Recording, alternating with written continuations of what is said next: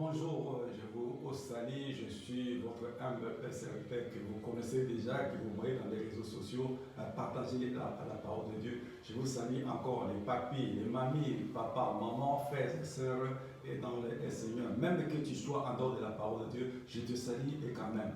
Et nous voulons maintenant partager la parole de Dieu, car aujourd'hui, c'est le dimanche, c'est la journée aussi, et dit, Seigneur, c'est bien bon d'écouter la parole de Dieu qui nous fait le bien. Aujourd'hui, toi et moi, nous sommes réveillés, c'est par sa grâce. Nous n'avons rien à payer. Mais c'est lui qui a voulu que nous ayons encore la vie. Il fait lever son soleil, tant sur les bons, tant sur les méchants. C'est ainsi, toi et moi, nous allons écouter la parole de Dieu qui va nous faire du bien. Nous allons passer maintenant dans le livre de Marc, chapitre 10, à partir du verset 46. La Bible dit, ils arrivèrent à Jéricho, et lorsque Jésus en sortit avec ses disciples et une assez grande foule, le fils de Timée, Bartimée, mendiant aveugle, était assis au bord du chemin. Il entendit que c'était Jésus de Nazareth, et il se mit à crier, fils de David, Jésus, aie pitié de moi. Plusieurs le reprenaient pour le faire taire, mais il criait beaucoup plus fort. Fils de David, aie pitié de moi. Jésus s'arrêta et dit, appelez-le. Ils appelèrent aveugle en lui disant, prends courage, lève-toi, il t'appelle. L'aveugle jeta son manteau et s'élevant d'un bond vint vers Jésus. Jésus prenant la parole lui dit, que veux-tu que je te fasse? Rabouni, lui répondit l'aveugle, que je recouvre la vue. Et Jésus lui dit, va, ta foi t'a sauvé. Aussitôt, il recouvra la vue et suivit Jésus dans le chemin. Ici, nous voyons cette situation, cette affaire d'une personne. C'était à Jéricho. Cet homme-là, il s'appelait Bartimée. Et il avait deux fonctions ou deux professions. Il était aveugle et mendiant. Et il était assis tout le temps au bord du chemin. Pourquoi? Il demandait quelque chose pour qu'on lui donne, pour qu'il achète du pain ou bien pour qu'il achète du jus pour boire. Il était toujours assis au bord du chemin. Mais ce jour-là, il a entendu des gens parler. Il y avait des cris partout. Il s'est posé la question, mais qu'est-ce qui se passe? On lui a dit, oh, c'est Jésus qui est de Nazareth qui passe. Ah, ça fait un déclic dans la tête de la vérité. Cet homme-là, je l'ai entendu parler de très loin. Mais aujourd'hui, il passe là où moi je reste très souvent. Je dois saisir cette occasion. Et aujourd'hui, peut-être, Jésus vient passer chez toi, dans ta maison, à côté de toi, là où tu es, assis au bord du chemin. Et l'aveugle ici a commencé à crier fort. Mais pendant que lui criait, il y avait des gens qui l'empêchaient de crier. Il disait, tais-toi, arrête, pourquoi tu cries comme ça? Mais lui, il n'a pas regardé les cris de ces gens. Donc c'était un obstacle. Et toi aussi, comme tu as déjà entendu parler de Jésus-Christ de Nazareth, mais il y a quand même des obstacles qui t'empêchent de venir vers ce Jésus-là. Mais cet homme-là n'a pas arrêté de crier parce qu'il a dit, aujourd'hui c'est mon jour de salut. Je ne dois pas cesser de crier. Il a beaucoup crié directement. Ces cris ont touché les oreilles de Jésus et que Jésus a dit, appelez-le. Et ce sont même les personnes qui l'empêchent de crier. Quand tu as entendu Jésus parler, il a dit, appelez-le. La situation a changé. Les gens ont changé la position parce qu'ils ont dit que Jésus là a appelé. Il dit, lève-toi, il t'appelle. Et l'aveugle s'est mis debout. Il a compris que mes cris ont été entendus par cet homme-là que j'entendais de très loin. Et toi aussi, mon frère et ma soeur, ne te fatigue pas à crier vers Jésus qui est Nazareth. Il a des oreilles pour entendre, il a des yeux pour voir. Comme il est dit dans Psaume 94, verset 8 à 9, il dit, insensé, celui qui a planté l'oreille n'entendrait-il pas? Celui qui a formé les yeux, ne voit-il pas? Dieu voit tout et il entend. Quand tu cries, ses oreilles entendent. Quand tu pries, il t'entend. Même dans ta chambre, où les gens ne peuvent pas t'écouter. Mais toi, quand tu cries, il entend. Il voit. mais ne te fatigue pas de crier vers ce Dieu-là. Il est prêt à venir à ton secours. Et cet aveugle-là s'est mis debout, il a commencé à courir. Et pendant qu'il a commencé à courir, mais il a fait un grand geste. On dit, il se débarrassa de son manteau. Il jeta son manteau, il commençait à courir. Mais mettez-vous à la place de cet aveugle-là. Tu jettes ton manteau, mais tu n'as pas encore vu. Mais là, il partait là. Mais s'il ne voyait pas, qui allait lui ramasser ce manteau-là? Car ça pesait beaucoup. C'était le seul manteau qu'il avait. L'été, c'était le même manteau. L'hiver, l'automne, le printemps, c'était le même manteau. Je crois que ce manteau-là sentait mauvais. Vous voyez même à l'extérieur, quand il y a des gens qui sont, qu'on appelle les SDF ou bien les clochards. Lorsqu'il s'assoit quelque part, tu ne verras personne qui voudra venir s'asseoir à côté du clochard ou des SDF. Pourquoi? On va dire, ah, il sent en mauvais. Tout le monde s'écarte. Mais lui, il a jeté son manteau et il a couru vers Jésus. Arrivé devant Jésus-Christ, Jésus dit, que veux-tu que je te fasse? Il n'a pas essayé, il dit, Rabouni, que je recouvre à la vie.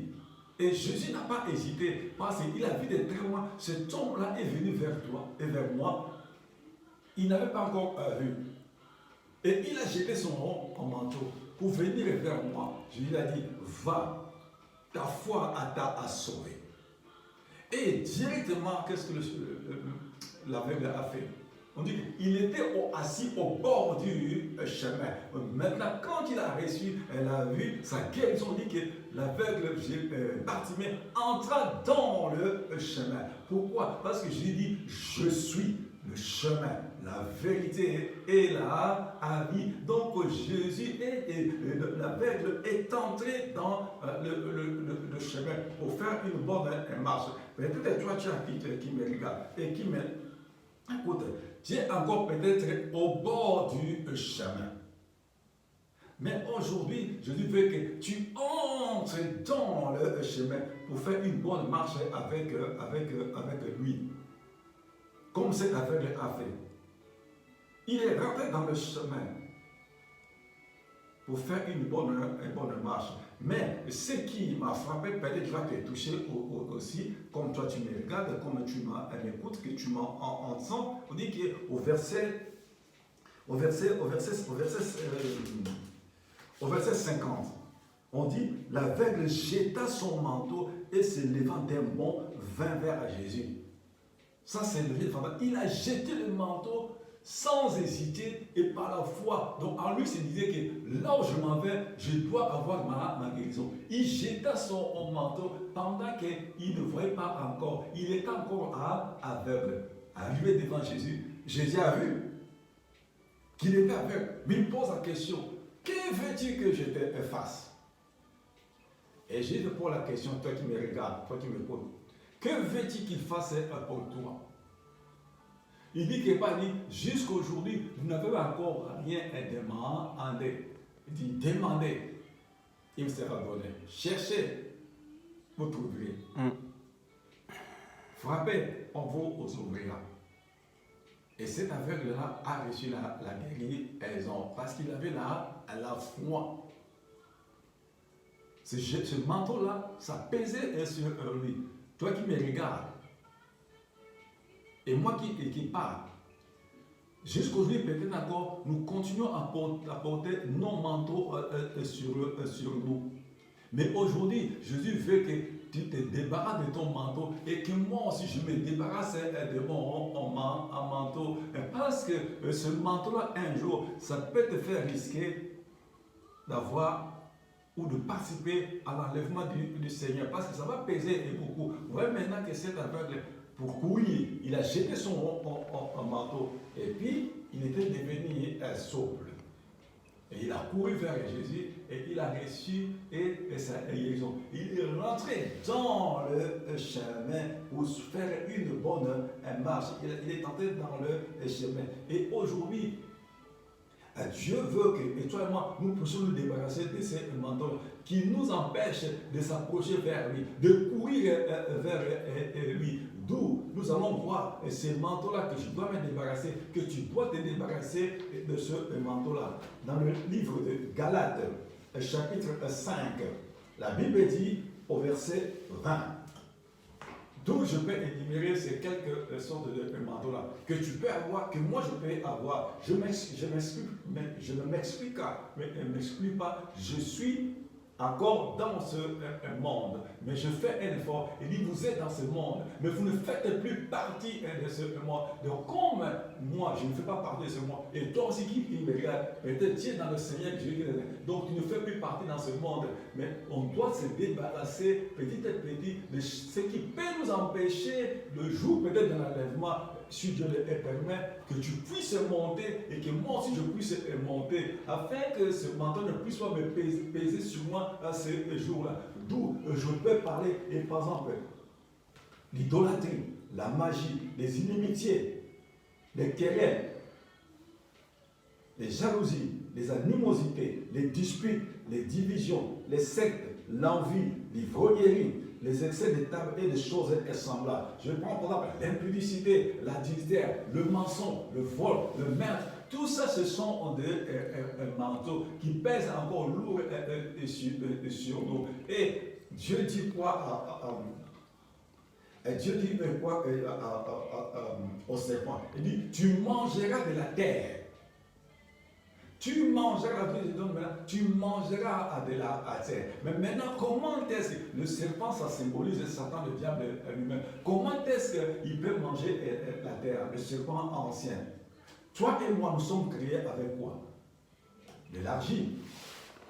Donc notre corps est composé de l'argile. Donc la nourriture qu'il lui a donnée, c'est ce corps-là. Donc quand nous gardons comme nos manteaux-là, la magie, l'inimitié, l'adultère, l'impudicité et tout ça, les jalousies, les querelles, lui il viendra à manger. Il va manger quoi? Il va toucher ce corps. Et parce que ce corps est formé de l'argile. Et ça sera sa nourriture.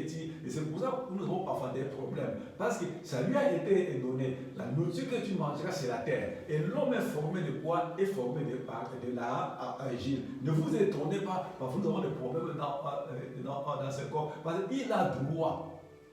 Quand nous gardons le manteau là, il a droit de venir, de toucher ce corps. Parce que ce corps, c'est de la terre. Mais si nous avons vu que l'aveugle s'est débarrassé de son manteau pour courir vers Jésus. Donc, il était devenu tellement souple. Et en faisant n'importe quoi, on détruit ce corps. Dieu dit quoi? Il dit, celui qui détruira mon temple, moi aussi je l'ai détruit. Dieu t'aime tel que tu es.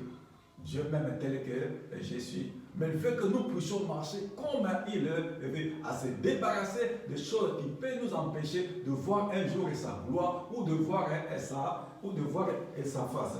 Là, il dit bien. Là, il dit bien quelque chose. Il dit, je vous dis d'avance, comme je l'ai déjà dit, que ceux qui commettent de telles choses n'hériteront point le royaume de Dieu. Mon frère, ma soeur, ne veux-tu pas voir le royaume de Dieu? Et moi qui parle, ne voudrais-tu pas voir le royaume de Dieu? Oui, j'en veux. Toi aussi, tu en veux. Mais commençons à faire comme l'aveugle a fait. Il a couru vers Jésus qui l'arrête. Il n'a pas regardé à gauche, à droite, ni l'obstacle qui l'empêchait d'aller vers Jésus. Et il jeta à son manteau. Comme toi tu me regardes, quel est le manteau qui est encore sur toi jusqu'à aujourd'hui? Quel est le grand manteau qui pèse sur toi jusqu'à aujourd'hui? Est-ce que c'est le mensonge? Est-ce que c'est le vol? Est-ce que c'est l'impudicité? Est-ce que c'est l'adultère? Est-ce que les querelles? Est-ce que c'est les disputes? Examine-toi. Même moi qui parle, je m'examine. Parce que ce jour-là, il n'y aurait pas question de pasteur, prophète, docteur, apôtre, archichop. Non. Donc, on sera devant l'Éternel le jour du jugement. Mon frère, ma soeur, je crois presque bientôt là, je veux m'arrêter. Mais Dieu veut que tu te débarrasses de ce manteau. Et Dieu veut que tu entres dans le chemin. Et que moi aussi qui parle, j'entre dans le chemin afin de suivre ce qu'il a écrit dans sa parole. Parce que Dieu demeure dans sa parole. Dieu te connaît mieux que toi-même. Dieu me connaît mieux que moi-même. mais Dieu nous aime tel que nous sommes. C'est pourquoi il nous donne cette grâce-là de se répartir. Mais lorsqu'on se répare, on ne retourne plus à ce qu'on a vomi. Donc maintenant, on court vers l'avant. L'apôtre dit, ce n'est pas que j'ai atteint la perfection, mais je cours vers la perfection. Donc toi et moi, nous devons courir vers la perfection. Ne regardons plus ce qui s'est passé, ce qu'on a vomi, et ne faisons pas comme des chiens. Un chien qui a vomi, qui repart encore manger ce qu'il a vomi. Je crois que tu diras, oh mais non, mais c'est dégueulasse. Mais oui, mais c'est ce que nous faisons à l'heure actuelle dans cette génération perverse. Voilà, mon frère, ma soeur, le court message que j'avais et pour te donner, que tu as entendu, que moi que j'ai entendu. Voilà ce message. Donc j'intitule ce message comme jette ton manteau. Que le Seigneur vous bénisse, papi et mamie, et papa, maman, frères et sœurs dans le Seigneur. Seigneur notre Dieu, je te remercie, béni soit ton nom. Merci pour ce court message que tu as donné à ton serviteur. Seigneur, en mon roi, tu as entendu ce que tu as fait sortir dans ma bouche. Seigneur, tu es le Dieu qui touche les cœurs de quiconque entendra à ce message à venir vers toi, car tes bras sont ouverts pour recevoir quiconque viendra vers toi. Tu ne rejettes personne, car tu dis dans Jean 3,7, Dieu, tu as tant aimé le monde que tu as donné ton Fils unique, afin que quiconque croit en lui ne périsse point, mais qu'il ait la vie éternelle. Dieu d'Abraham et d'Isaac, merci et pour les âmes que tu continues à guérir dans les hôpitaux, au Père éternel, au roi, parmi les nations, dans les 5 continents. Seigneur, merci parce que tu as apaisé ta colère ainsi les nations. J'ai ainsi prié, Père, dans le nom de Jésus, des ton Fils unique. Amen.